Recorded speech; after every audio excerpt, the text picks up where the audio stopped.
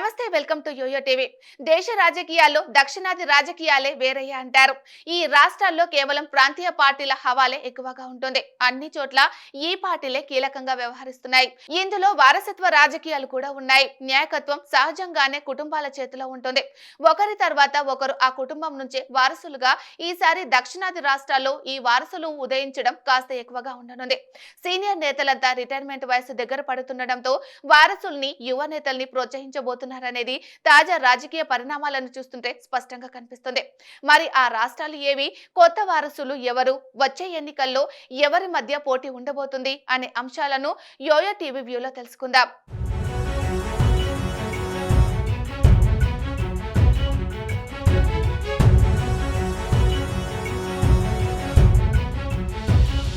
తెలంగాణలో రాజకీయాలు ఇప్పటికే స్పష్టమైన మార్పులు వస్తున్నాయి. రాజకీయాల్లో సూపర్ సీనియర్ అయిన కేసీఆర్ ఇక తెర వెనుకే తన ప్రధాన పాత్ర పోషించే అవకాశాలు ఉన్నాయి. మరో 4 ఏళ్ల తర్వాత వచ్చే జమిలీ ఎన్నికల నాటికి ఆయన నేరుగా ఫీల్డ్లోకి వచ్చే అవకాశాలు తక్కువగానే ఉండే అవకాశం కనిపిస్తుంది. మొత్తం బాధ్యత కేటీఆర్, కవితలకే అప్పగించవచ్చు. అందుకే ఇప్పటికే వారికి పూర్తి స్థాయిలో ప్రతిపక్ష పాత్ర పోషించేందుకు అవకాశం ఇస్తున్నారు. తాను సలహాలకే పరిమితం అవుతున్నారు. ముందు కొన్నిసార్లు ప్రజల ముందుకు వచ్చిన కీలక పాత్ర కేటీఆర్దే అవుతుంది. కాంగ్రెస్ పార్టీలోనూ రేవంత్ హవా కొనసాగనుంది. బీజేపీలో బండి సంజయ్ వంటి వారే కీలక పాత్ర పోషిస్తారు. అంటే సాంప్రదాయ సీనియర్ నేతలు తెర వెనక్కి వెళ్లిపోయినట్లే. ఇక ఆంధ్రప్రదేశ్ విషయానికి వస్తే ఈ రాష్ట్రంలో చంద్రబాబు నాయుడు 4 దశాబ్దాలుగా రాజకీయం చేస్తున్నారు. అప్పటి నుంచి ఆయనకు పోటీగా చాలా మంది వచ్చారు. నేదురుమల్లి జనార్దన్ రెడ్డి, కోట్ల విజయభాస్కర్ రెడ్డి, వైఎస్ రాజశేఖర్ రెడ్డి, రోషయ్య, కిరణ్ కుమార్ రెడ్డి, వైఎస్ జగన్మోహన్ రెడ్డి ఇలా ప్రత్యర్థులు వస్తూనే ఉన్నారు. మరోవైపు చంద్రబాబు మాత్రమే ఉంటున్నారు. తాను మొదటిసారి సీఎం అయినప్పుడు జగన్ నెక్కర్లేసుకొని ఆడుకుంటూ ఉంటారని చంద్రబాబు సెటైర్లు వేస్తుంటారు.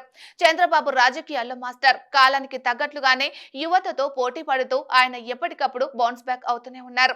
కానీ ఆయన వచ్చే ఎన్నికల నాటికి ఎంత యాక్టివ్ గా ఉంటారో చెప్పడం కష్టం. ఆయన వయస్సు ఇప్పటికీ 80 దరిదాపుల్లోకి చేరుకుంది. ప్రత్యక్ష రాజకీయాల్లోనే ఉన్న ఇప్పటిలా ఆయన నేరుగా క్షేత్రస్థాయి రాజకీయాలు చేయలేకపోవచ్చు. ఆ బాధ్యతను నారా లోకేష్ తీసుకుంటున్నారు. ఇక వైఎస్ వారసుడిగా తెరపైకి వచ్చిన వైఎస్ జగన్మోహన్ రెడ్డి ఇప్పటికే ఓసారి సీఎం గా చేశారు. 30 ఏళ్లు నిరాటకంగా సీఎం గా ఉండాలని ఆయన అనుకున్నారు. కానీ మొదటికే మోసం వచ్చింది.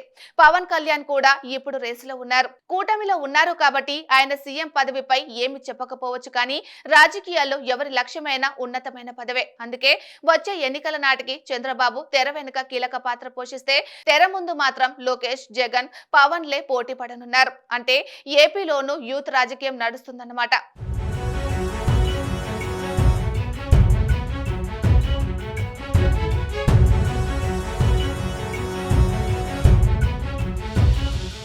తమిళనాడులో వారసత్వ రాజకీయాలకు చాలా ప్రత్యేకత ఉంది.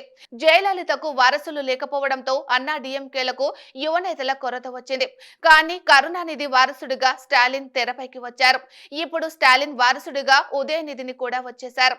సినీ నిర్మాతగా, హీరోగా తమిళ సినీ పరిశ్రమలో మంచి పేరు తెచ్చుకున్న ఉదయనిధి తాత, తండ్రి వారసత్వాన్ని పునికి పుచ్చుకొని భవిష్యత్తు డిఎంకే యువనేతగా ఎదుగుతున్నారు.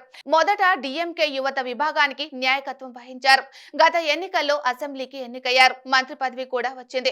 ఇప్పుడు డిఎంకే డిప్యూటీ సీఎం పోస్ట్ లోకి వెళ్లిపోయారు. తన వారసుడిగా ఉదయనిధిని స్టాలిన్ అనాధికారికంగా ఖరారు చేసినట్లు అనుకోవాలి. స్టాలిన్ కు ఇప్పటికే వయసు 70 దాటిపోయింది. తమిళ రాజకీయాల్లోకి కొత్తగా దళపతి విజయ్ వస్తున్నారు. దళపతి విజయ్ సీనియర్ హీరో. ఆయనకు తమిళనాడు వ్యాప్తంగా అభిమానులు ఉన్నారు. ఆయన భవిష్యత్తులో కీలక నేతగా ఎదిగే అవకాశం ఉంది. ఎందుకంటే తమిళనాడు వ్యక్తి ప్రాధాన్య రాజకీయాలు ఎక్కువే. అలాగే విజయనిధి స్టాలిన్ కు రాజకీయంగా ఫాలోయింగ్ ఉంది.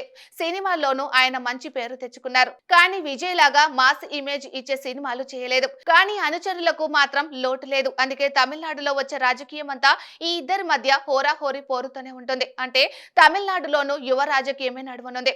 దక్షిణాదిలో ఎంతో మంది సీనియర్లు దేశ రాజకీయాల్లో కీలక పాత్ర పోషించారు. ఇప్పుడు వారిలో చాలా మంది యాక్టివ్ గా ఉన్నట్లే. చంద్రబాబు నాయుడు, కేసీఆర్, స్టాలిన్ వంటి వారు వచ్చే ఎన్నికల నాటికి క్షేత్రస్థాయిలో ఇప్పుడున్నంత చురుగ్గా పనిచేయకపోవచ్చు.